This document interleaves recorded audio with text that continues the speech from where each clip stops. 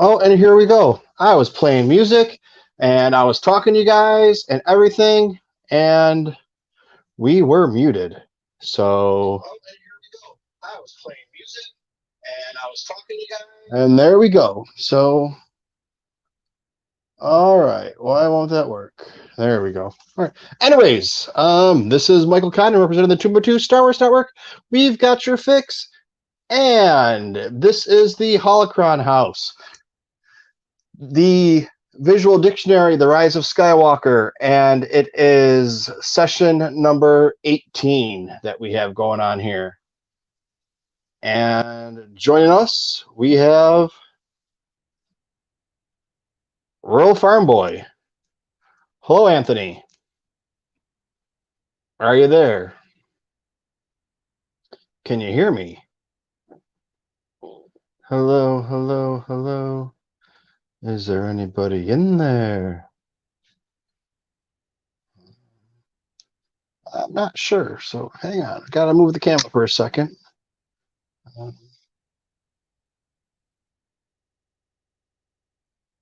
But yeah, it was just I don't know if Rural Farm Boy's still here or not. But we'll see. Yeah, I was playing a little bit of music to give myself a couple second of leadway or break, whatever you want to call it. And Miss Delilah did not like it, and I know Rural Farm Boy doesn't like it because he always says, "What's that noise?" But yeah, I'm not sure. Oh, we got Rural. We got. Oh, you were there, and we lost you again. So I'm gonna give Rural Farm Boy just a second to see if he comes back in or not.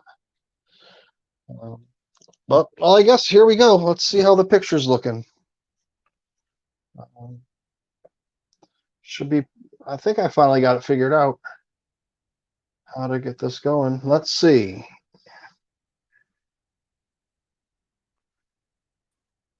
Rural Farm Boy, are you there? Right here. Let's see. All right, we just need Do I got to. a lag? You got an echo.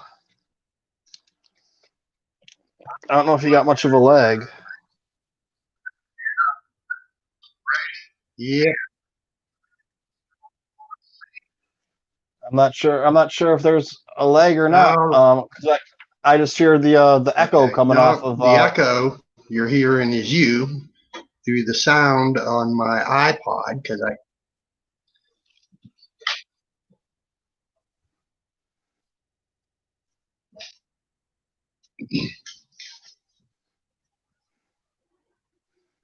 There, I turned it down. We're okay. good. Well, all right. Let's see. How are you doing, Rural Farm Boy? We're gonna try and plow through this really quick. I've decided I'm gonna try and do. You see how bad? I'm gonna try and do more. You see how bad? Short streams.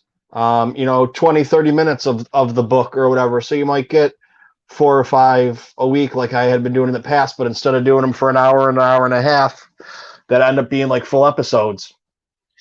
If someone was listening to a podcast or whatever, they can just pump these out. But we'll see how that goes. Coming on to the next book. But yeah, I was over just on Lunga's stream. He had a Kickstarter that just started for the comic book that he wrote. So I backed that Kickstarter, put some money on there for my buddy to, show some support. And I was just on the stream for about 2 hours with him. So anybody that's watching this in the future, or right now, if you got a couple dollars, you can get on there for as little as $1, and then they go up from there.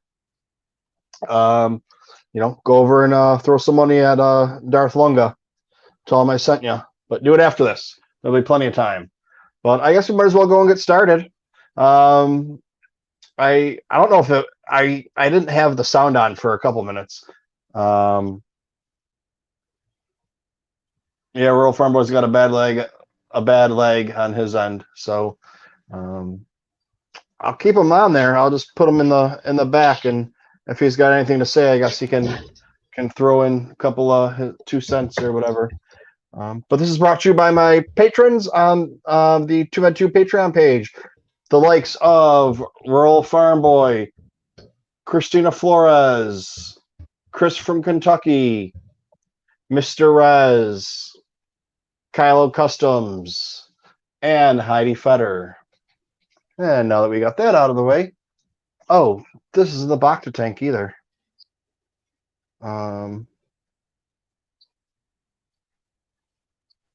So much. Where's the Holocron house? I can't even reach it. There we go. All right. Now we should be up and ready to go. I can never tell having to use my phone to do all this streaming why, someday ever maybe I'll get my computer back. But we'll see. So all right, here we go. We have the second to last chapter. It is chapter 8. It is the final battle. On distant Exegol, the Sith Eternal Cult is ready to launch its powerful new fleet as it rises from the blighted surface of the secluded planet. The Sith Star Destroyers are most vulnerable to attack. It is the one chance the Resistance has to strike. The odds against the Resistance force are overwhelming, but so too are the consequences of failure. An unchallenged emergence of a new empire. This is the battle of a generation, one that will decide the fate of the galaxy. So we'll see what we got.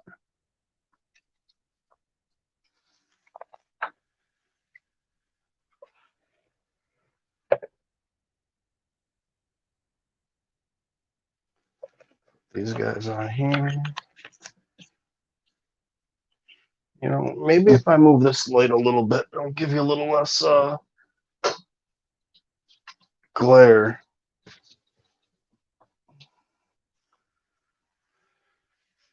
Still getting a glare on there, huh? I don't know what else I can do for that, but all right. Anyways, menace revealed.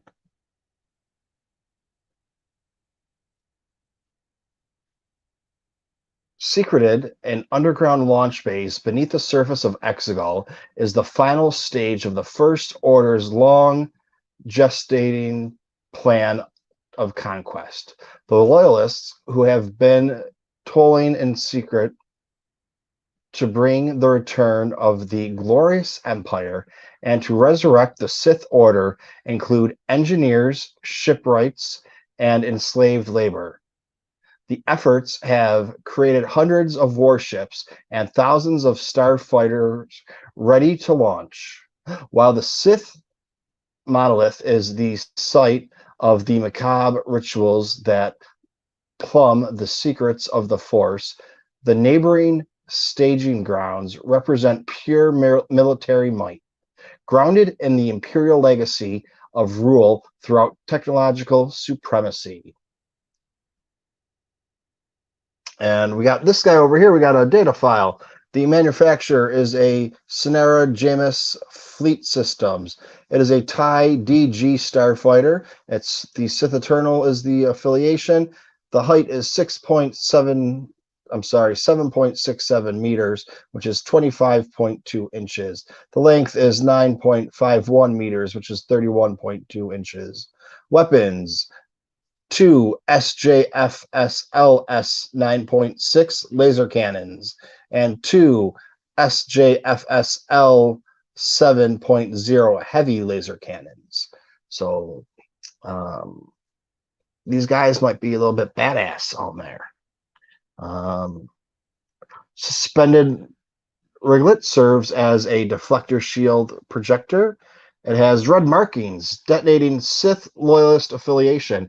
And if you remember back to when we did the art of the Rise of Skywalker, because we'd started this VD and then went to the art and then came back to this. a lot of these are similar, but when they put in the first order, they just made them red. Because I mean that's just kind of what they did, and you didn't have a lot of time passing and things like that. So, um, I mean, you did from the original, or the amount of time spent. But when they were trying to do some things a little bit different, they just decided to change the color up. But you have a armored cockpit ball viewpoint, which is also interesting because a lot of the TIE fighters before this weren't didn't have armor.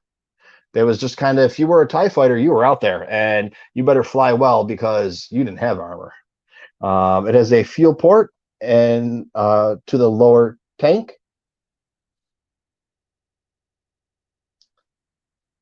Over here, you can see corrugated structure increases solar gathering surface area.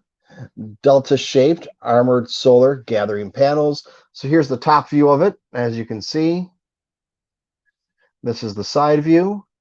You come over here to the top. Oh, you got a little glare there. I'll try and get that glare gone for you. Maybe I just can't. I don't know what else to say.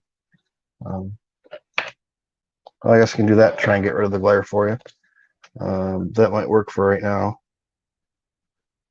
But it's a holographic status display and inboard HUD positioning articulation on column tap. The flight controls modern TIE designs have replaced the original two-handed yoke with two independent control columns. These have levered hand grips that translate a greater range of pilot movement into craft maneuvers.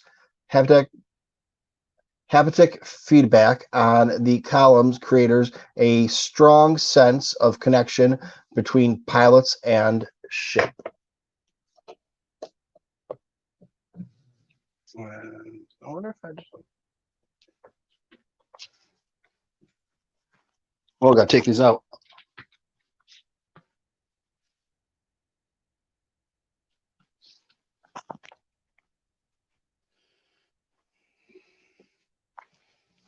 I don't know. I honestly do not know where that glare is coming from.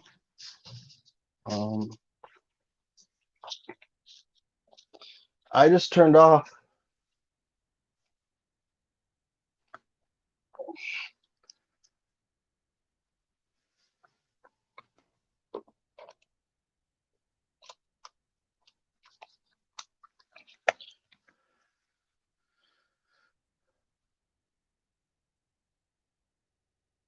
I have no idea, dude. I just turned off all the lights and there was still a glare. So I don't know what to tell you. I'm still in the mystery hunt for the glare. But all right, let's finish this off. We have a armored upper cockpit access hatch. It is stacked reactor exhaust ports. This is the rear view. It has an ion thruster, reinforced ringlet mount, the TIE dagger. The latest generation of TIE have been perfected. The advancements begun on the TIE FO and the TIE SF lines. TIE daggers are still short-range ships requiring carrier vessels for interstellar missions. However, the triangular solar gather panels that give the dagger its name are highly efficient in spreading deflector shield energy and keeping the ship's power cells energized, while compressed fuel tanks feed the twin ion engines. That's where the TIE comes from, just so everybody knows. TIE is for twin ion engine, high velocity propellant, twin laser cannons line the lower chin of the cockpit ball as per TIE tradition.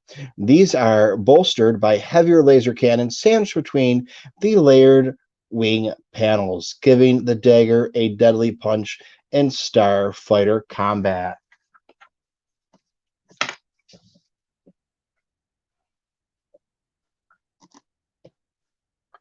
Okay, so then let's see, what do we have over here? We have a Sith Star Destroyer. I'll bring that into the camera a little bit more, I guess. I got to figure out these cameras too. They're driving me crazy. But we'll work on that. Everything's just a work in progress right now. We're doing what we can. Try and get a little better picture of that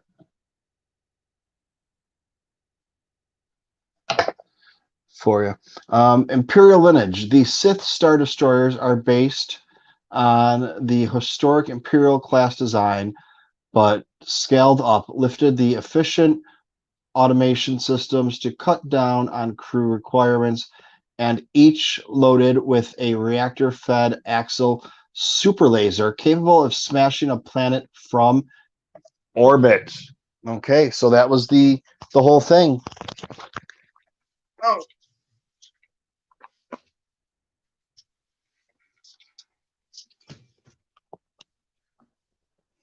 All right, still trying that. Still trying some things out here with the lighting because we keep going. I don't know. I guess I'm just going to leave it now, and it is what it is. But you see over here, you have the point defense turret. Over here is the axial super laser, tractor beam control center, red markings of Sith Eternal Fleet, heavy turbo laser battery, and then you have a data file. The manufacturer is Quat and Trala Engineering. It is a Zidon class Star Destroyer. Affiliation is Sith Eternal. The height is 6,000, okay, we'll try it over. Height is 682 meters, which is 2,238 feet. The length is 2,406 meters, which is 7,894 feet. The crew is 29,585. Weapons: 40 heavy turbo lasers, 40 ion cannons, 40 defense laser cannons, 35 variable ordnance warhead launchers, 10 heavy tractor beam projectors, and an axial super laser. And then the Sith Star Destroyer, the spine of the emboldened First Order crusade to conquer the galaxy, consists hundreds of newly minted warship awaiting deployment with technology perfected from decades of Imperial experimentation. The Zion class Star Destroyers are not only horrifically powerful capital ships, they also carry planet devastating first strike capabilities. They are at their most vulnerable during their launch from the Exegol factories, when their flight control systems are surrendered to a coordinated intelligence that guides their ascent, if they hope to stop these planet smashers before they reach hyperspace launch altitudes. And over here you can see the deflector shield generator dome, the heavy turbo laser battery. You come over to here to the armored superstructure, forward pursuing grade tractor beam. We have the axial super laser down here. That little bad boy looks like a little pinga sticking out. Little red crayon if you got a dog, I guess. Except it's red for the Sith Eternals. The TIE launch bays adjacent to the cannon. Engineering section, this is the side view that we're seeing right here, obviously. And solar ionized reactor directly feeds super laser. Down here on the bottom, we have a fact file.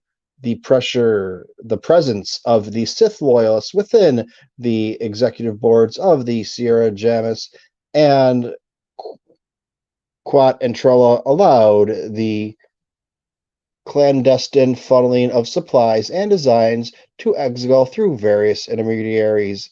The First Order Dreadnought was a test project that informed the Zion class Star Destroyer design.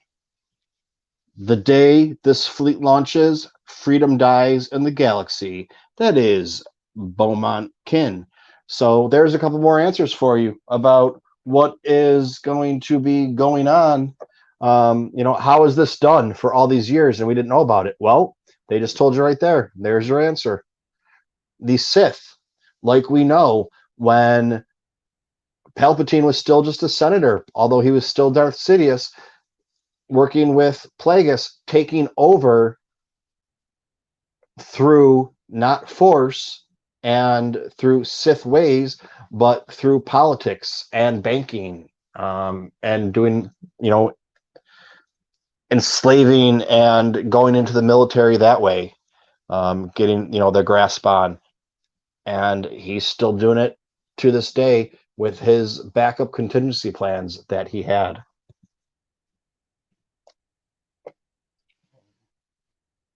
We got a couple people in the chat chatting around, talking about twin ion engines. That's what a tie. I already talked about that. Roll Farm Boy ties are his favorite. Star Destroyers are his favorite. Everything's his favorite.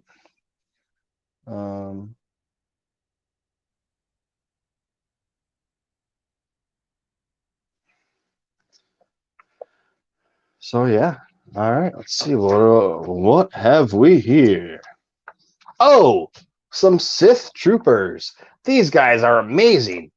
They highly marketed these guys and talked about how great they're gonna be and everything, and then they weren't even in the movie, dude.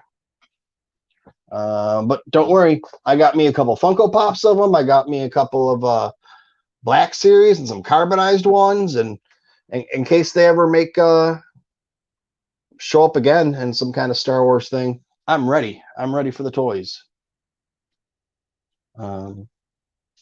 So we have, let's see if I can get this on here without marking anything too much.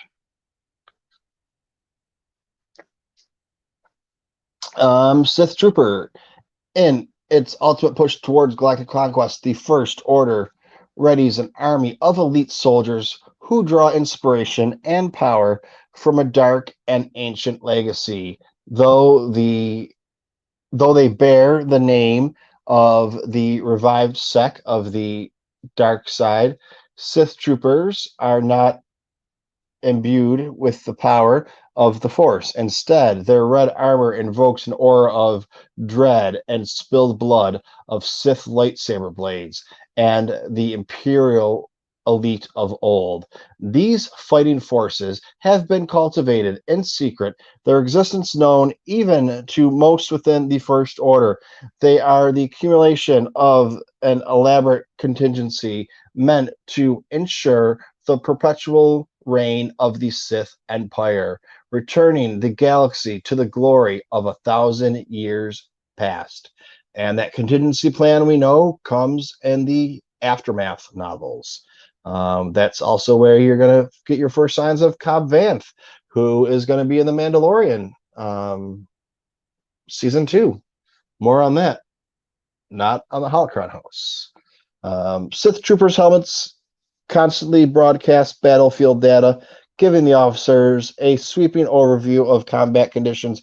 Computer models calculate the outcomes of various tactics in compressed time, offering commanders recommendations based on predefined victory conditions. The troops themselves are spared this information. It is kept at a command level to avoid distracting soldiers in the midst of combat. And we know, and we saw a lot in Clone Wars, that there were droids that were high-ranking droids, and all they did was analyze data.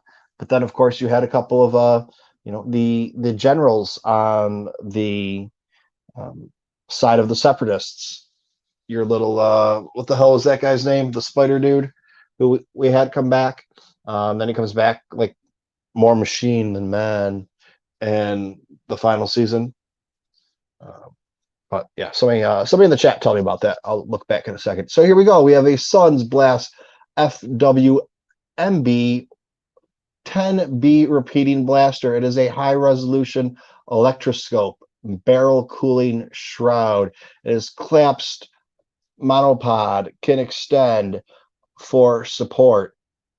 STW-48 blaster carbine mode. Whoa. STW-48 blaster carbine mode. It has a sight housing and mount stock removed for combat in confined spaces. STW-48 blaster in its rifle mode. It has a mounting strengthened to absorb recoil. And if you guys remember, I don't know which video it was, one of the videos that I had done did for y'all's. I whipped out my Sith Trooper from San Diego Comic-Con and showed all of the gadgets and guns that it comes with, because there was a bunch of them. So we'll see if we get more of these. We got a fun fact file down here at the bottom. Like standard stormtroopers, Sith troopers are denied individual names and are instead defined by their serial numbers. Trooper squads consist of 10 soldiers, a sergeant leading a trio of 3 troopers, fire teams known as triads. So you got some dyads and some triads. They got a lot of ads going on up in these things. So the Crimson Warriors over here, Sith Trooper armor consists of a Gammaplast composite quadruple layer and a dense, high impact resistant finish worn over a hermetic sealed body glove. Facet angles of the face and chest plate assist in redirecting glancing blaster hits. Targeting sensors integrating into the helmet gives Sith troopers an advantage in low light or smoke obscured conditions. The shoulder mount sensors pod emits active signal that bounce and return, pivoting accurate environment data to feed back to a command center via encrypted telemetry. And you have a trad configuration over here where you have the Lance Corporal in the center, and then you have the 2 leading corporals on the side, and he is bracing fire stance for covering 60-degree forward arc. That is very important to know. And T-shift visor reminiscent of clone troopers. Okay, that's something that's worth knowing about. Ords, how you doing, buddy? Thanks for stopping by.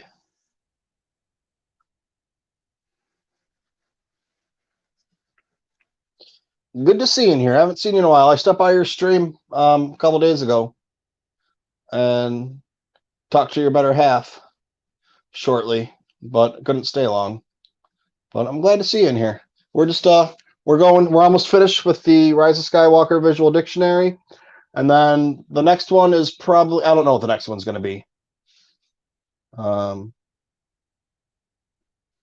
haven't figured that out yet. Maybe we'll do either solo, the making of, or the art book, or the I don't know, something, or Rogue One, or go back to the art of the original trilogy. Do like the art of Star Wars, go into that, mix it up. We'll see. We got a couple more sessions of this though to finish it off. We got a couple more pages to do on this one, and then we're gonna have, I think, 3 more, and this book will be over. So we got about a week to figure it out. Hopefully, it'll be done this week. But Fanatically Loyal, the Empire. Oh, let's get it all on page here. The Empire spent decades attempting to strip individuality from its soldiers in order to create fervently loyal extensions of the Empire's will. Much trial and error had occurred during the Clone Wars, with Darth Sidious dismayed to discover that genetically engineered soldiers still inhibited disconcerting amounts of free will despite their numerous alterations. Though Sith troopers are not clones, they undergo flash imprinting and loyalty conducting built upon and advanced beyond Commonian procedures of earlier generation. This makes them far more loyal and machine-like than even the trained form childhood stormtroopers of the First Order. The best of these Sith troopers are elevated into the rank of sovereign protector, forming a cadre of elite royal guards stationed in the amphitheater housing the throne of the Sith. So yeah,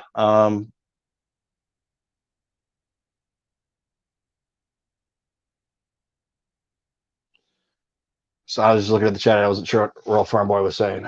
But I'll go back to that. Let me finish off this page. We got a shoulder-mounted sensor, telemetry pod, rifle power cell cartridge, forearm data, storage mode with access port. We have a power cell ammunition, a pump-primed coral bolt launcher, and then we have subject ST14191 from Exegol. It is a human. Affiliation is Sith Eternal. It is 1.8 meters, which is 5 feet 10 inches tall, and it's 22 standard years of age. And going to this side, we have angular panes, assist and blaster bolt deflection, wireless data antenna, atmosphere filtration system on the helmet. That's what your little holes are for, and that's the side view of it. And then we have anisotropic bands, increased surface area for radiating access energy from impacts, congregated body glove with internal atmosphere, articulated magnomatic plates permit greater range of movement, quad foil gastoplast armor, and a detonate explosive charge. And the Sith Trooper units. Sith Troopers are organized into legions using the ancient definition of 5,000 soldiers. These are numerically identified, but also given the name of ancient Sith Lords, as the history was hidden from the rest of the galaxy. Only the Sith Eternal cultists know the significance of the names. And this was something that was brought up and is of great importance, possibly.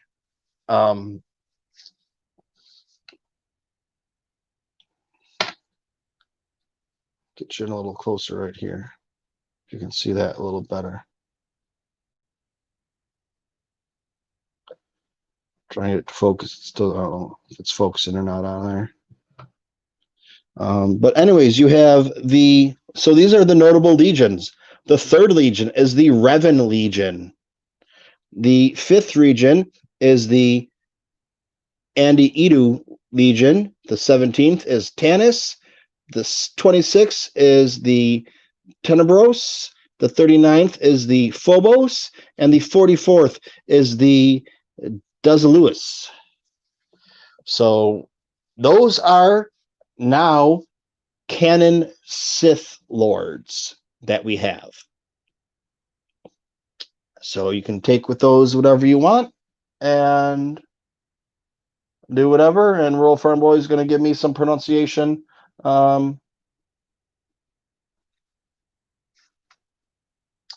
he's going to fix my pronunciation on there. All right, and let's see. Okay, here we go. Another one of these. Giving me some trouble, these guys. This is going to be the last page for this one, because remember, we're going to try and do them a little bit shorter, keep them at about 30 minutes, but this one's going to be at about 40 minutes, but, you know, whatever.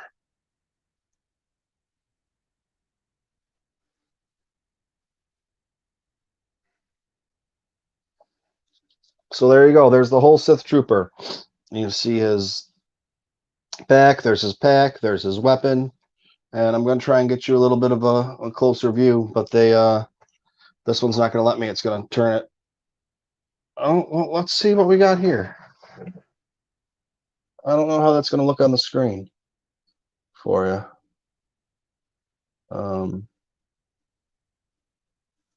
I guess we're better like this.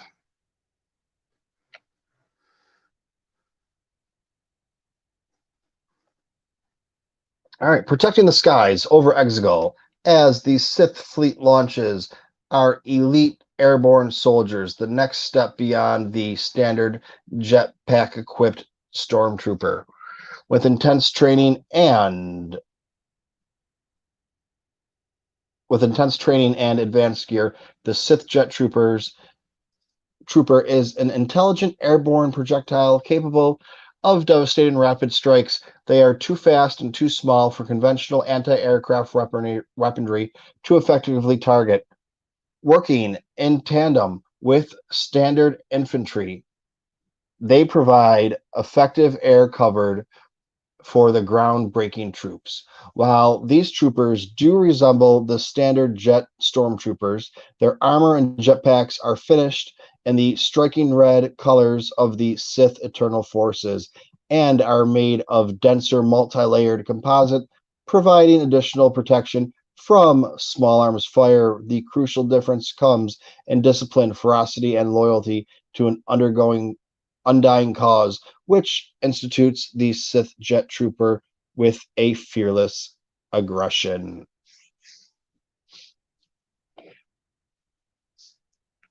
Okay, and we can see we'll finish off this top part here. Over Exegol, the Sith Jet Troopers spill from the emerging Star Destroyers and update AAL 2100 9.5 atmospheric assault landers to repel the invaders. The lofty operations. The sealed environmental maintained by the Jet Trooper armor allows for high altitude operations, though the limited fuel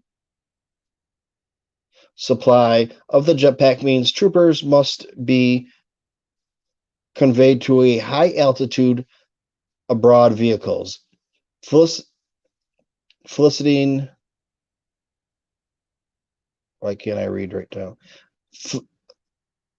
Oh my God, I just forgot how to read. Felicitating. My God, why can't I fucking say that word, people? That's kind of embarrassing.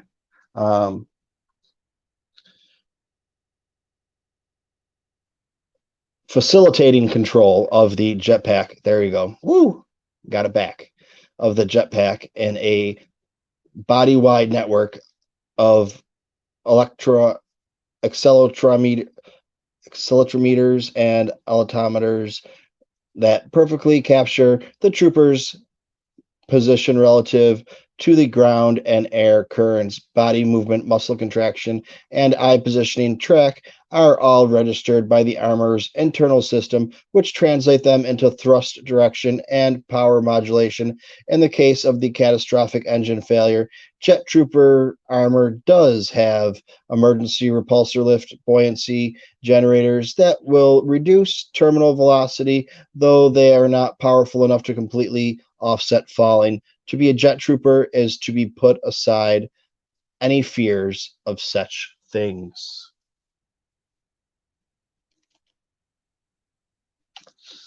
So we have a data file, STA1215 from Exegol. He's a human, Sith Eternal, 1.8 meters, 5 times. They're all fucking the same height, dude. I don't know. He's 21 years of age.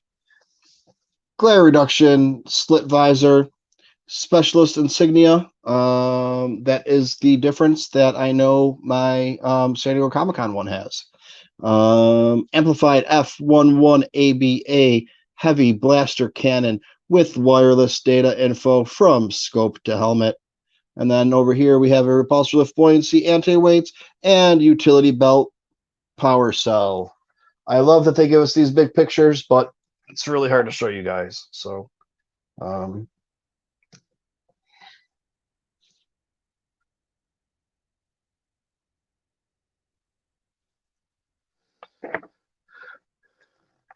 the NJP 900 pack has two main models of operation: jet model and rocket mode. The jet mode uses all intake to pull the surrounding atmosphere, then intermixes it with fuel and ignites it, thereby generating thrust, and rocket mode instead relies solely on fuel. The rocket mode instead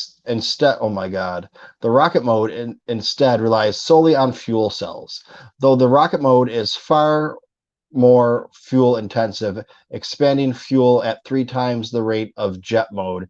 It can be used in thin or zero atmospheric environments. And you see over here, we have the insignia is stylized, representing a thrust cone.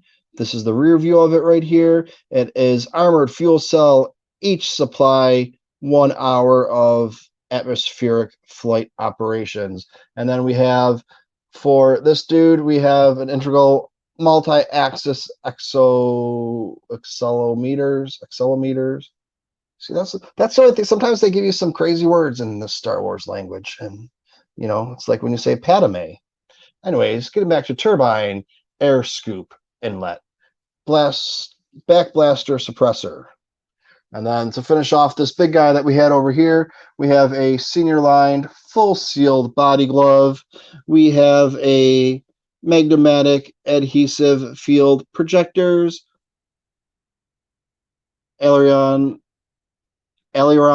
finlets, and then we have this down here, which also comes in my San Diego Comic-Con bad boy, I believe. It has that's the whole thing. It's the regular one, but it has a couple special stickers and a bunch of weapons on it. It costs 3 times as much, but I don't know. I just had to have it. Don't judge me. Heavy weaponry. Jet troopers carry blasters modified to exact the greatest punch out of the most lightweight weaponry.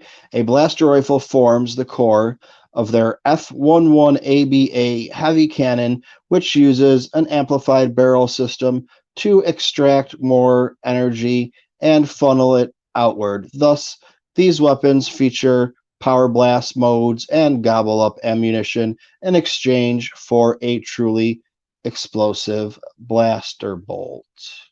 And here we go. We got the top view right here. We got power cell ammunition pack, and it has sensor feed and transmitter linked to electroscope. Accelerator amplified cage with barrel cooling pads. Then over down here, this is once again a F-11ABA heavy cannon. It has a collapsible steadying grip, magnetic adhesive grip, and blaster gas cap fill. And this is going to be our fun fact file of the day, being the last one. Whereas Sith infantry grew their unit names from ancient Sith lords, jet trooper squads are named for weaponry. Lenivec Squad, Pranga Squad, and Warblade Squad, for example. A Sith atmospheric assault lander can launch 20 jet troopers, which is 2 squads at altitude.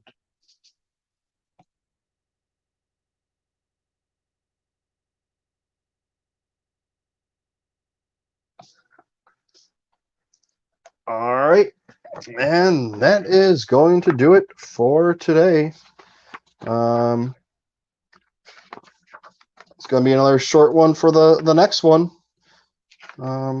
6 pages, a big one with a couple of nice pictures in there, but that's what we're going to be we're looking at to go with that. So maybe we'll we'll see how life goes. Hopefully we got 3 more sessions to do.